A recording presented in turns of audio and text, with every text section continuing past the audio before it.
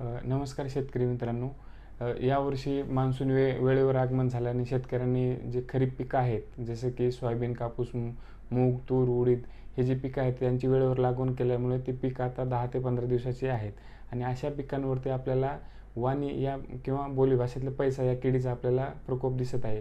ही जी कीड आहे रोपांना मुळांपासून कुरतडते किंवा त्याची पानावर उपजीविका करते. त्यामुळे जे रोपावस्थेत वाढणारी पिकं आहेत तिथंच त्यांचा वाढ खुंटते.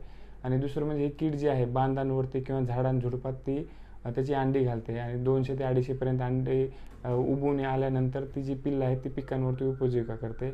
त्यांचं जे व्यवस्थापन आहे त्या व्यवस्थापनामध्ये आपल्याला 8 ते दिवसांनी आपल्याला शेतामध्ये वखरणी करायची किंवा कोळपणी करायची आहे.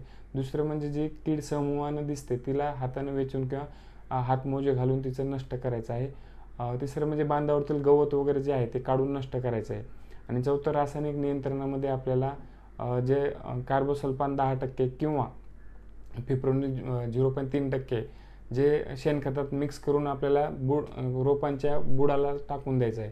आणि जर ड्रेंचिंग करायचं असेल, आवळणी करायचं असेल तर त्यामध्ये क्लोरोपायरिपास 50% प्लस सायपरमधील 5% 30 मिली 15 लिटर पाण्यात मिसळून आपल्याला रोपांच्या बुडाला आवळणी करायची आहे.